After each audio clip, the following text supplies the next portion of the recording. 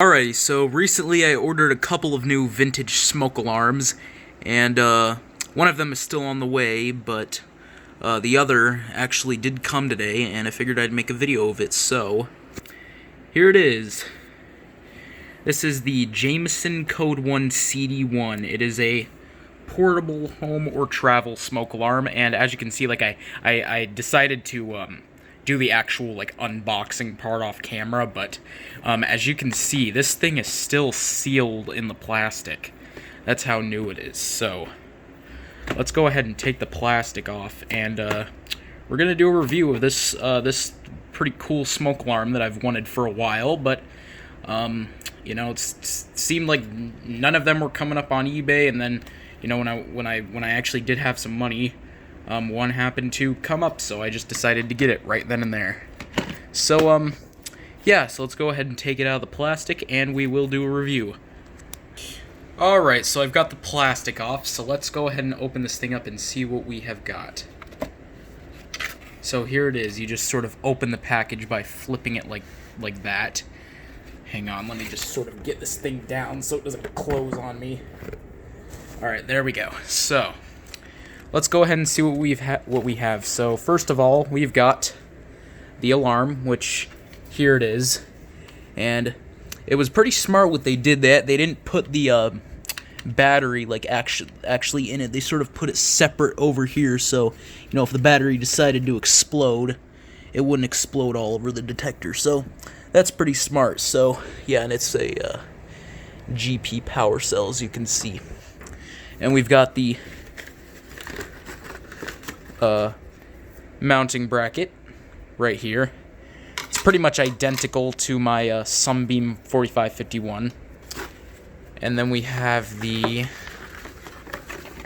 Hang on a minute, let me get this thing out. We've got the door bracket, so if you... Because, like, this is a travel alarm, so, like, basically what you did with this is, like, if you took the alarm with you to like a hotel or whatever, or you know, with you like in an RV, you could basically hang it on a door using this bracket, and I'll demonstrate it later. So then when we take out this part, and we've got this packet of screws here. So if we take this like little holder out, we've got the instruction manual right here, and you can see a shot of the detector right there. And this is a, what is this? Oh, yeah, I know what this is. Basically, like, if you sent in this little, like, thing here, they would actually send you a travel pouch for it, which obviously you can't do it now, because the detector's, like, really old. And then this right here, this is a, I guess an owner's instruction notice, so, yeah. But, yeah, pretty cool. Now, I'm going to go ahead and set this to the side, this box, if I can close the thing up. Okay, so I'll set the box to the side, and let's go ahead and look at this thing, shall we? So this is actually yet another FireX FXB rebrand. This is a rebrand of the early to mid-'80s FireX FXB variant. They also made a CD-3, which is pretty similar to this, except the CD-3 is actually a rebrand of the late 80s to early 90s FireX FXB variant, which I actually have a rebrand of that one too, and that is my CD-1 right here. This is a rebrand of the late 80s to early 90s FireX FXB variant. Well, this one is a rebrand of the early to mid-'80s FireX FXB variant. So let's go ahead and compare them. Now, basically, the CD-3 is this detector with this cover and a clear test button instead of a white one like this has. So we're going to go ahead and compare them here. So the early 80s FireX, the early to mid-'80s FireX FXB variant. Let me take the bracket off real quickly. Hang on a minute. Just don't want to break the bracket. So the early to mid-'80s FireX FXB variant, and if I didn't mention, the model of this is CD-1. Let me get it to focus there. Yeah, the model of it's CD-1. I don't even think I mentioned that yet, but yeah, the model of it's CD-1. Now, the early to mid 80s Fire-X FXB variant sort of has this little ring thing around the outer part of the base, like this sort of ring thing here. I don't know how else to put it. It's just like a sort of a ring thing. And if we look at the late 80s to early 90s Fire-X FXB variant, as you can see, this one does not have that ring around it that this one has. And if we compare the two brackets, this one is the one for the early to mid 80s Fire-X FXB variant is a full ring, like it's a full, ring, while the late 80s to early 90s Fire-X FXB variant, it's just sort of a little cutout, as you can see here. And the other difference is the late 80s to early 90s one, this does 4.6, and the early to mid 80s one actually does 5.6, which you will hear when I test it. So, yeah. And I think the grill design's pretty cool. It sort of looks like a Honeywell CD-200A a little bit. The Fire-X version of this, as you know, it's sort of a knockoff of the, BRK First Alert, like, grill design. Which actually, the Sunbeam I have, which is also based on this exact detector, actually has the same grill design the Fire-X has had. So that's the grill design the Fire-X's would have, when this one, like I said, sort of looks like a CD-200A a little bit. It's pretty cool. So, yeah, and this one's got the, as you can see, it's got the dome-style button, unlike my, unlike the Sunbeam there, which has the tiered-style button. So, yeah. And, here's the battery for it. I didn't look to see if there's, like, a date on here anywhere. I would have to assume, like I said, early to mid 80s. But I would like to see, like, more of an exact date. Well, right there it says 1982, so I'll just go with circa 1982.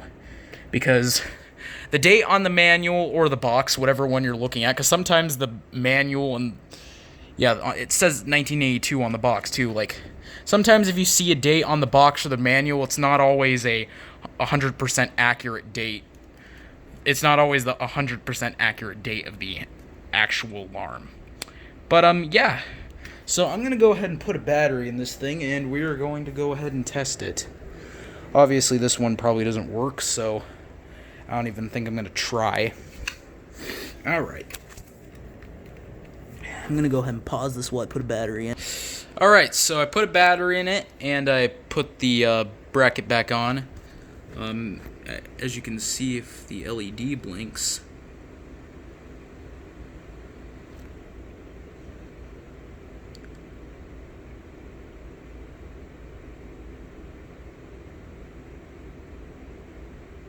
is it gonna blink?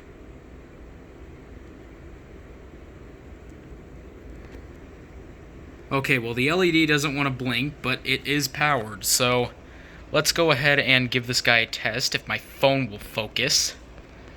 There we go. So, here it is.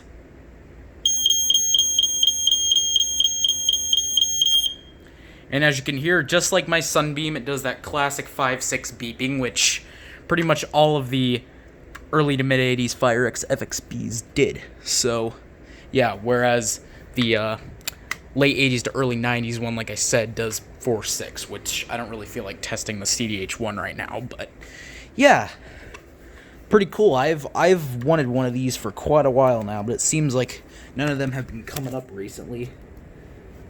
Alright. Now we're going to go ahead and look at this door bracket thing, because I said I was going to. I promised you guys. Ugh. Great, now I can't get the damn bracket off. There we go. I just don't want to break the bracket. Once again, there's the back of it. You can see code 1 CDH1, or CDH1, no, CD1. This one's the CDH1. Alright, well, so basically the way this travel bracket works is I think you stick this part right here into this thing here. See if I can manage to do this. Oh, there we go. Is that how you're supposed to do it? Okay, I'm pretty sure that's how you're supposed to do it, and I guess I'll demonstrate it on my closet door, because I don't know what other door to do it on. Oh yeah, and by the way, there's my box display. Alright, so I'm going to go ahead and hang this thing on the back of the door. Let's see if we can do this here. Trying not to unsnap the thing. I'm going to pause it. Alright, so as you can see, I've got it hung on the door. Probably not going to keep it like this just because I'm not sure if I did something wrong, but the thing kind of like sticks up a little bit, and I have to push the thing down in order to close the door because it sort of sticks up, preventing the door from closing. But I figured I'd just demonstrate it for you guys real quickly. So let's go ahead and give it a test while it is on the door. Works exactly the same as it did when it wasn't on the door, but yeah, I'll go ahead and stand back and you can see it up there. Pretty cool. I think the idea of having smoke alarms hung on a door is honestly, I just like it. I think it's a cool idea. I think that was definitely a cool idea. Alright, so yeah, that is about it. I don't know what else to say. That is oh yeah, and a few other people have this. I guess I'll mention it too. Baltimore Alarms and Fans has one, which you probably saw his video. And I'm pretty sure Federal 3T22 has one as well. However, he didn't make a video of it. He just posted it in the Fire Panel forums. But I know he has one. So yeah, those are just a couple other people who have this alarm. So yeah, I don't know what else to say. That is the Jameson Code 1 CD-1 portable home or travel smoke alarm.